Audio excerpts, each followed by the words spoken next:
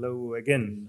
And this time I'm taking off the Fern hat, and as I was also asked to present about the Estonian forest, and I do this with a perspective having been involved in NGO work on Estonian forest for many years, and also coordinating NGO cooperation for a few good years before starting in Fern.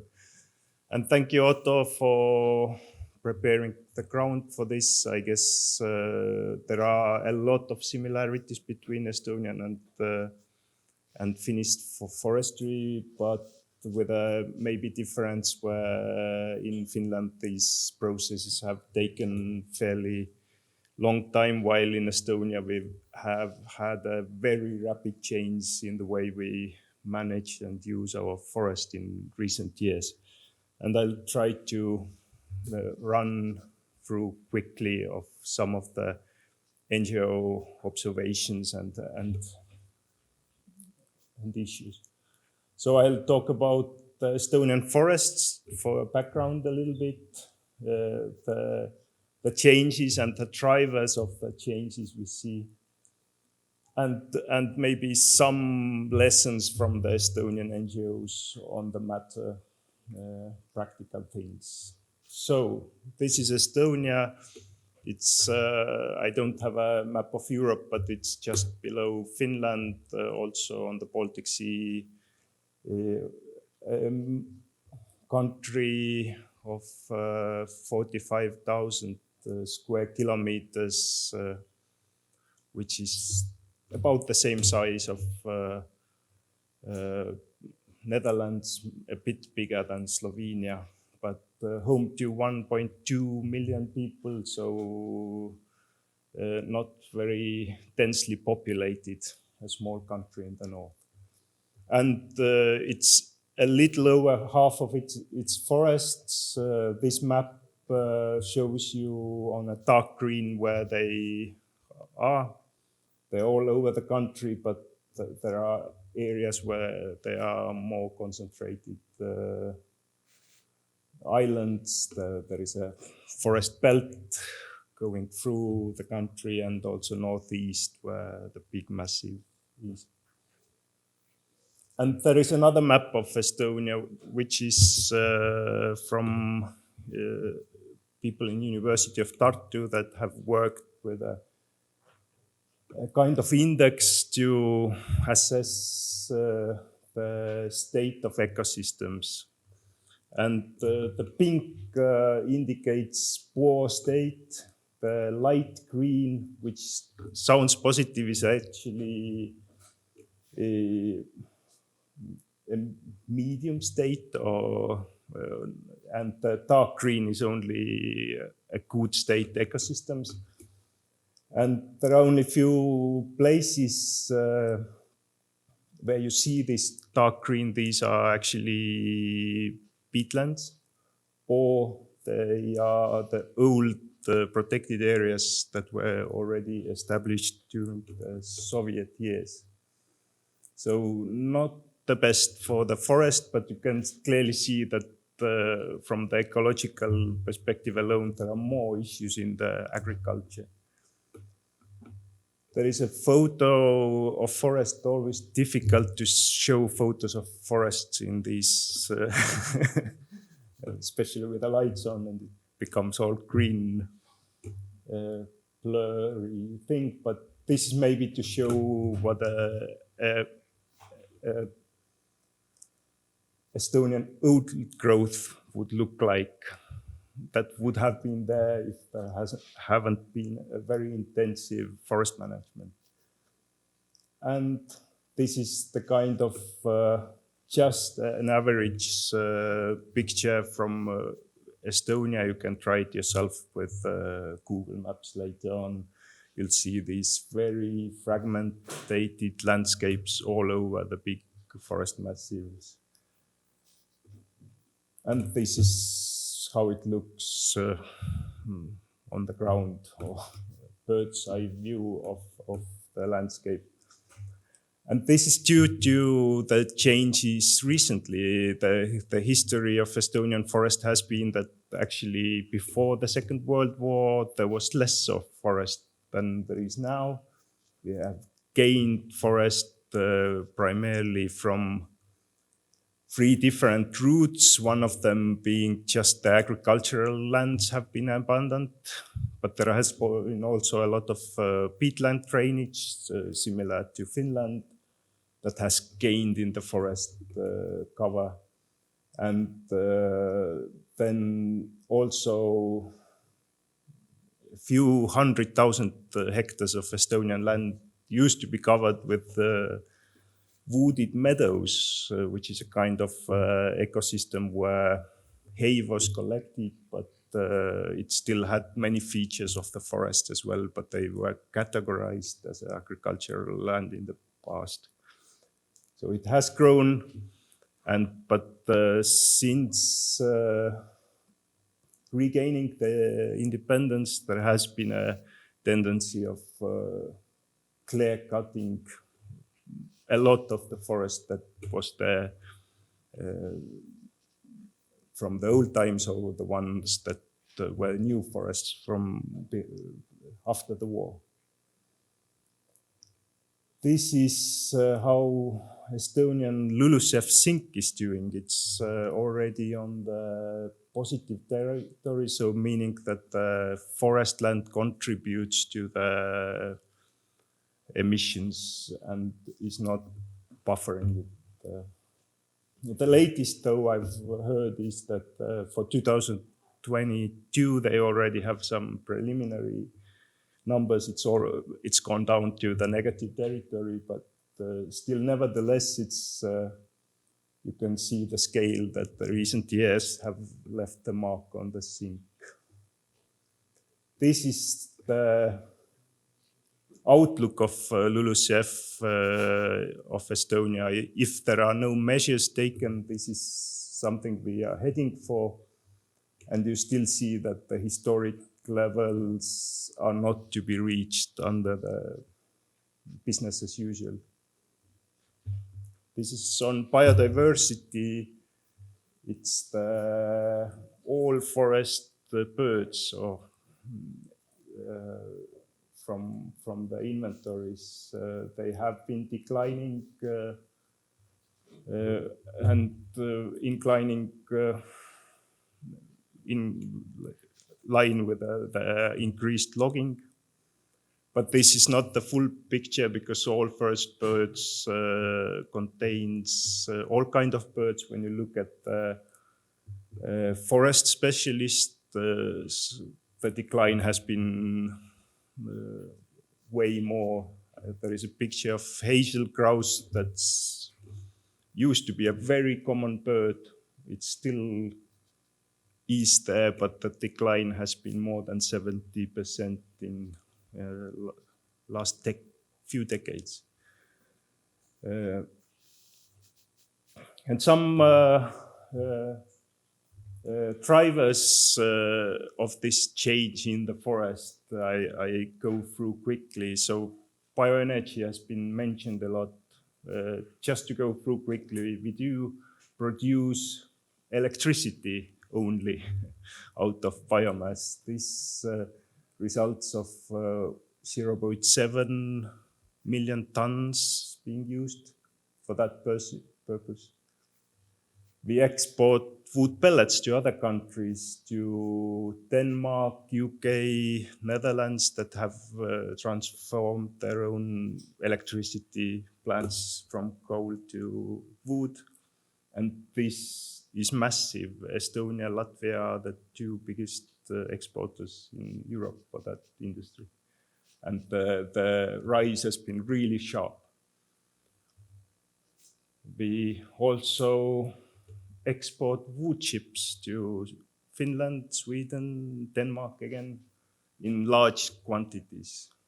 And we also try to produce wood pellets for industrial purposes, like to use in metal industries instead of coal.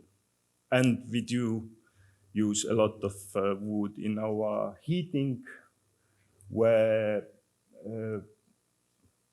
58% of the heating used in Estonia is from wood burning, and the big central systems, many of them have changed into using wood.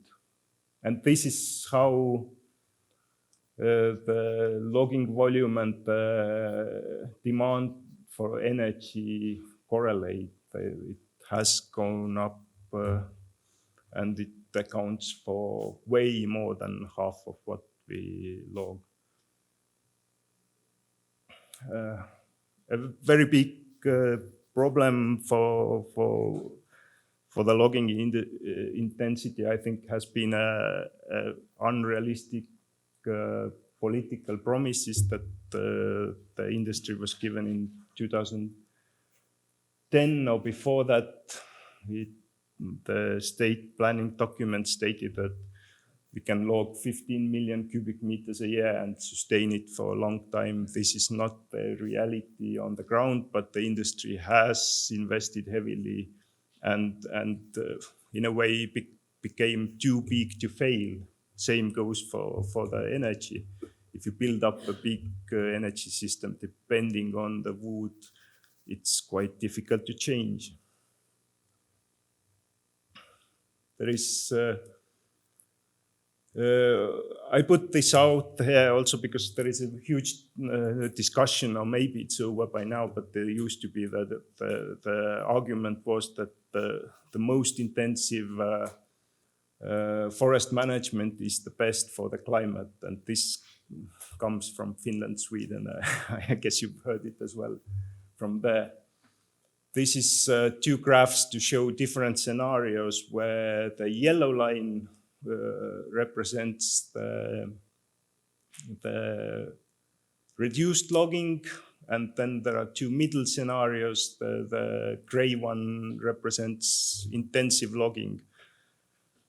And the argument has been that over time, the gray one actually will outperform the others. It's true for very certain centuries, if you look at it. But if you take it and put it on a cumulative scale, then reduced logging actually results in best outcome.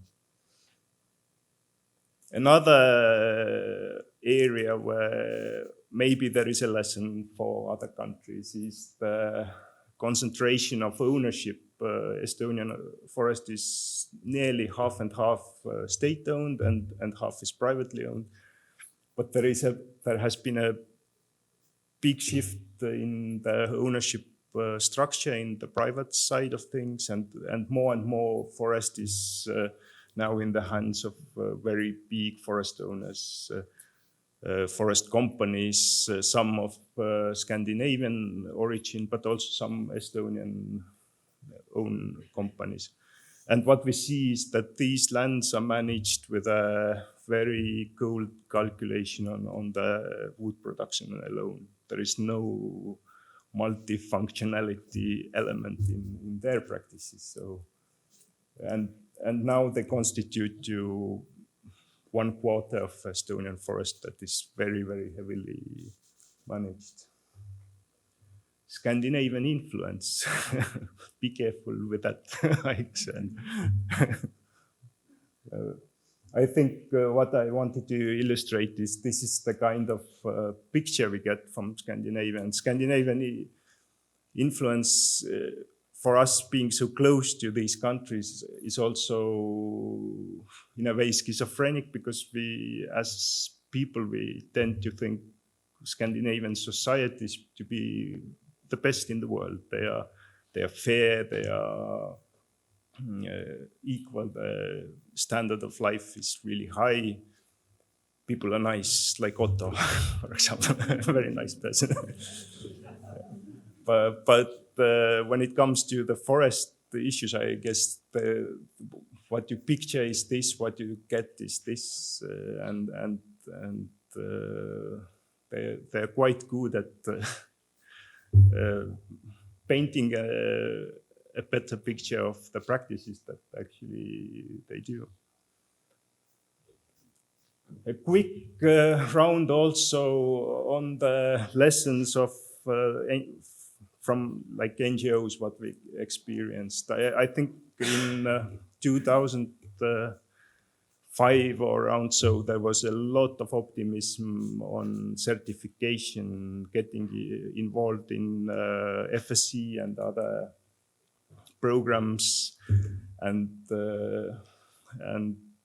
all the forest debates were centered around these. I think this optimism has completely failed now. Like, we do recognize that some good came out of this, but the certificates are not the way to solve the issues.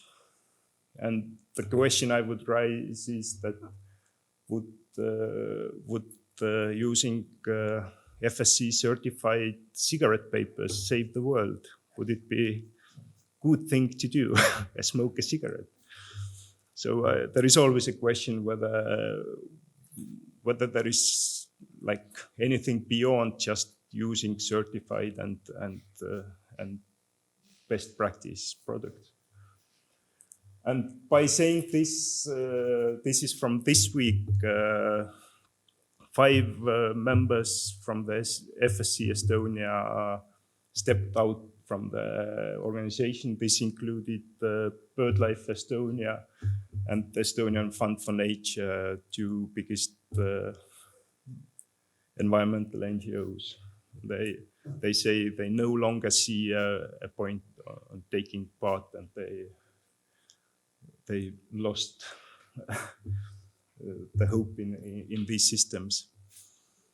What we also maybe learned is that for NGOs, it's quite easy to raise concerns over single cases, but what really helps is some systematic analysis, and we produced in Estonian Fund for Nature 2 bigger reports that actually resulted in some of the things. One being there is an infringement proceeding against Estonia, and the way the protected areas, forests are treated.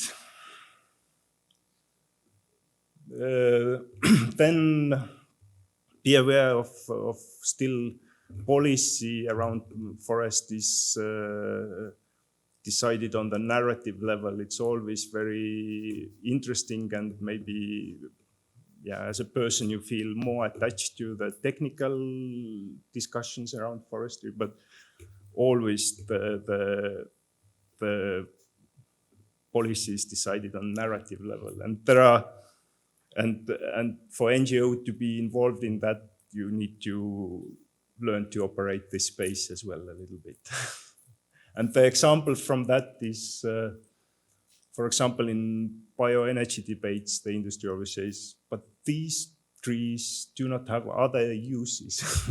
They are burnt because they are useless otherwise. And from the ecological perspective, there is always use for trees. It's a very rare occasion where there is no. Then, yeah, just few examples of the narrative level work. This is also from the organization I used to work with. From this week or last week, they produced the overview of the age classes that Estonian managed forest falls into to counter the narrative that we have a lot of forests. We do, but they are all young or recent clear cuts.